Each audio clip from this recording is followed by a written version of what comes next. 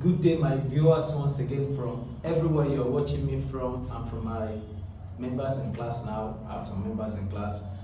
They can ask questions in this course of teaching, so we're together. Today we'll be looking at manufacturing accounts. This is an account that is prepared for firms that turn raw materials to finished goods. And it's a little different from a retail business that just buys finished goods and resells finished goods. A manufacturing business will buy raw materials from suppliers, produce it or turn it to usable good, and transfer it to the sales department where it can be sold out to consumers. So what are the key things that we need to know in manufacturing account? It's actually very simple, easy and straightforward topic, just to take note of important things.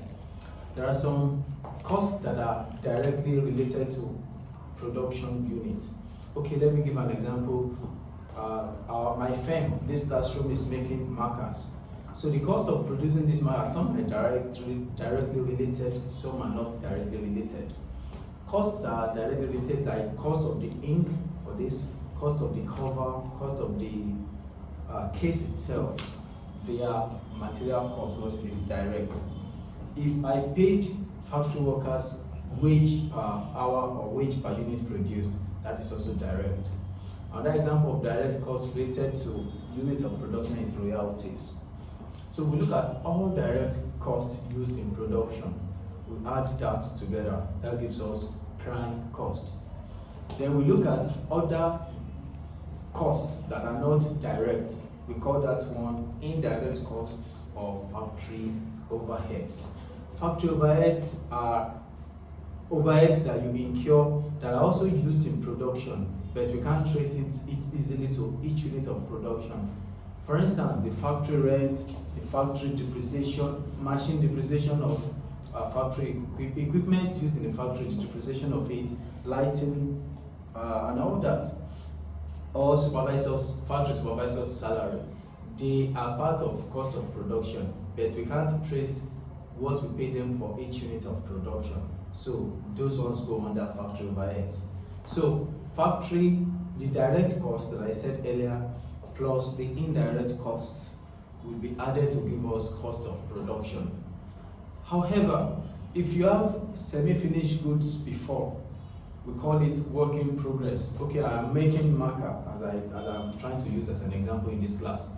But last year, at the end of last period, I've made some incomplete markers. I started working on them, but they were not yet completed. So if I complete them this year, I incurred some cost to complete them. So I need to bring that to consideration as well. So I need to look at the opening work in progress. I deduct it from closing work in progress to give me the cost I incur to make those semi-finished products. Remember, I said they are called work in progress. So I'm going to add net work in progress to the other costs I already mentioned. So in summary, I look at the direct costs. Direct costs are costs that can be traced to each unit of production. I mentioned direct materials, direct labor or wages, or other direct expenses like royalties. I will add that up to get prime cost. Then I look at the indirect cost of the factory depreciation, factory lighting, factory rent, factory supervisor's salary. I will add that up to the prime cost to give me cost of production. Meanwhile, if I have work in progress, semi-finished products, I look at the net work in progress. Net work in progress is opening work in progress minus closing work in progress. The answer, I will add it to my factory overheads plus prime cost to get cost of production. Now, when I get the cost of production, a manufacturing firm is a center on its own, like manufacturing department is a cost center on its own. So hence, when they are sending the goods to the sales department, sales department is the department that will sell to the customers. It's the department that will show the gross and net profit, right? Now, that department may have taken some credit off factory department. Factory department makes products. They are doing a lot of work. They produce and send it to retail department. Retail department will take it to the market, charge profit on it. Then if there is gross profit and net profit, everyone starts hailing the sales department. Fine, they may have done well, but regarding less the effort of factory department. Hence, factory department sometimes will charge what we call factory profit. So if, for instance, cost of production, as I've explained earlier, is, let's say, $10,000, factory department may charge it to sales department at cost plus, let's say, 10%. That means sales department will take that goods at $11,000. This usually happens if the cost outside is, let's say, 13,000, and factory department made it for 10,000. So that means if it is transferred to sales department at 10,000, it is very likely that sales department can sell it for, let's say, $14,000 or $15,000. So the 5,000 profit will be ascribed to the sales department only. That is why department for manufacturing usually charges their own profit before they send it to sales department at cost plus factory profit. The final thing I will talk about before I start writing on the board is realized and unrealized profit. If you take note of the closing, when goods are transferred, I said 11,000 worth of goods were transferred to sales department by the firm. And if at the end of the session of the accounting year, all the goods transferred to the sales department were not sold, like closing inventory, you will take note that factory profit that was ascribed in the factory department that has been sent to sales department is not yet realized. You sent goods of 11,000 to sales department. Sales department was able to sell, let's say, 10,200. That means 800 worth is closing inventory, which is having part of the profit you already charged. That is called unrealized profit. You must remove it from the inventories in order to get the fair value of inventories, because you have not earned that profit until it is sold. So we are not expected to put it in the books. Otherwise, we'll be going against prudence concept of accounting.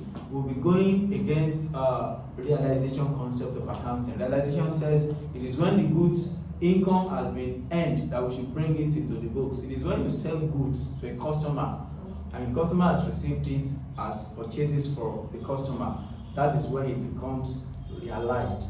But when you have not sold it and you have put it in the books, you have to remove it back in order not to go against realization concept.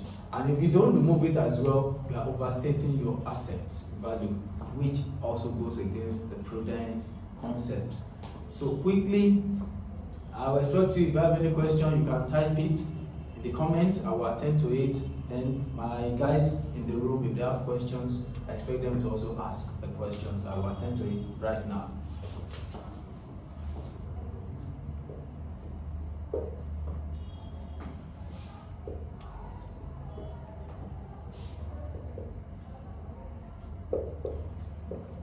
This is opening raw materials. The value of the opening raw materials, you add if you have carriage inwards and purchases of raw materials. Purchase of raw materials, you add carriage inward of raw materials. RM is raw materials that I'm using to denote. Then if you return some bad or spoiled goods that you brought in, if you return, you deduct.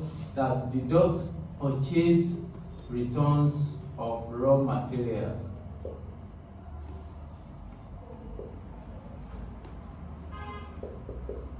Then you deduct final. Okay, so this is cost of raw materials available for consumption. Cost of raw materials available for consumption.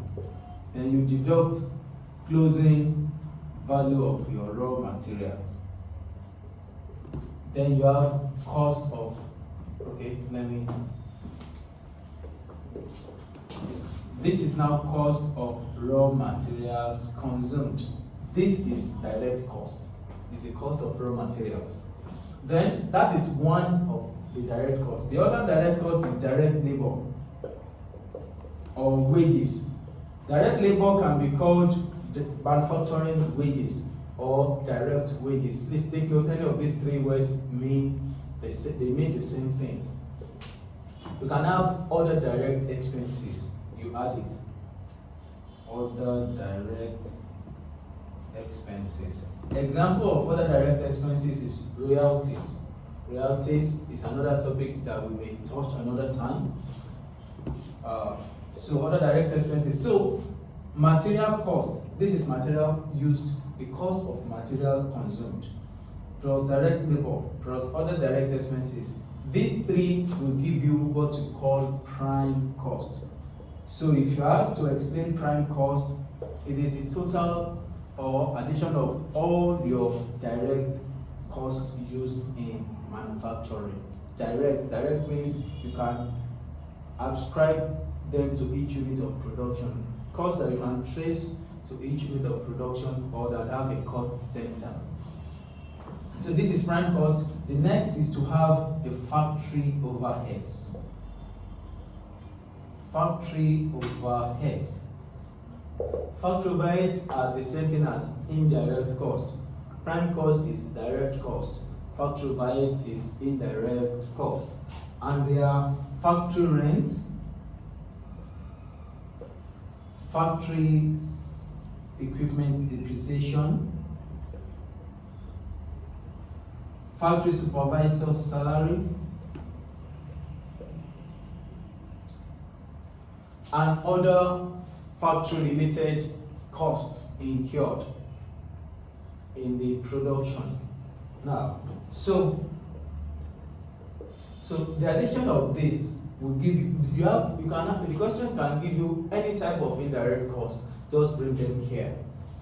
Now, at this point, there are two things that come to play: adjustment and apportionment.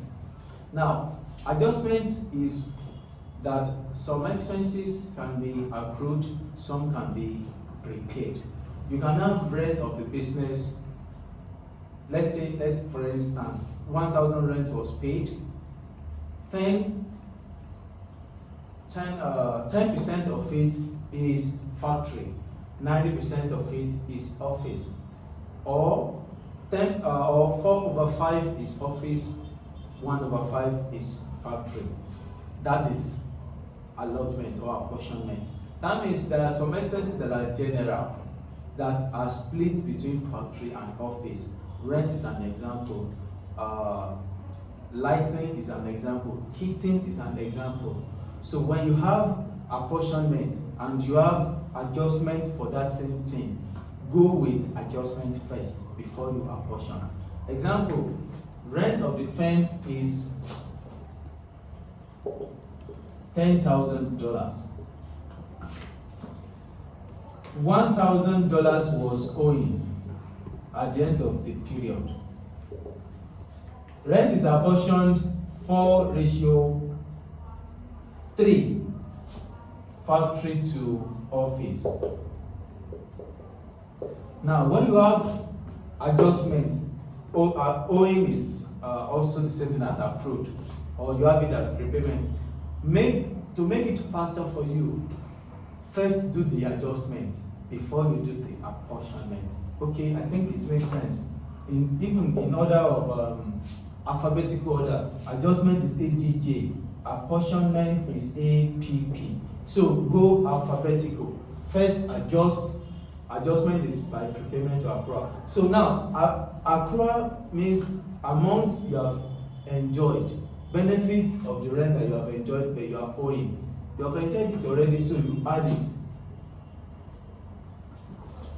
If it is prepayment, you have only paid for what you have not enjoyed, you deduct.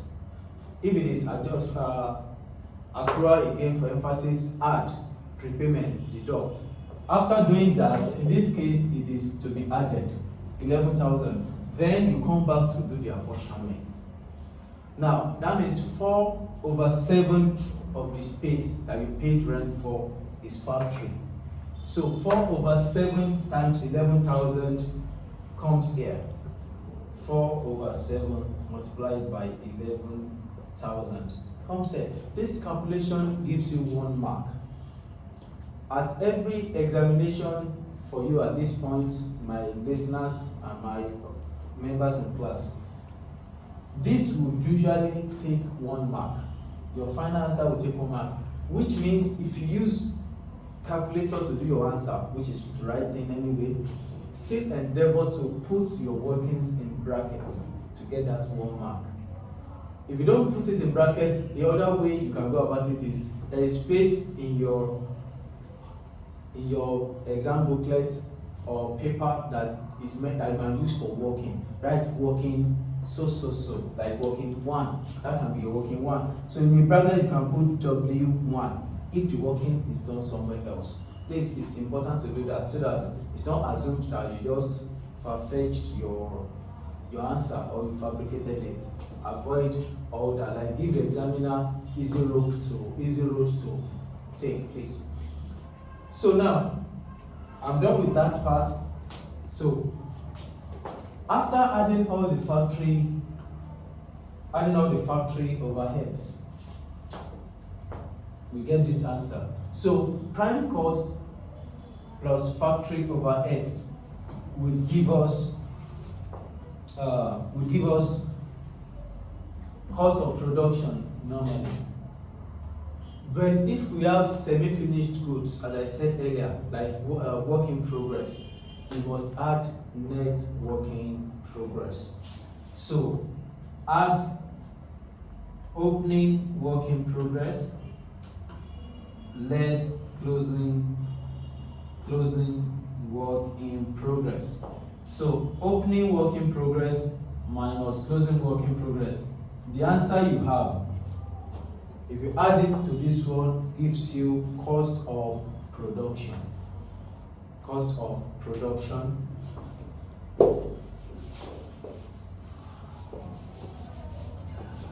At this point, I will go for a short break. When I resume, I will talk about the factory profits and how it is transferred to the income statement. Thank you.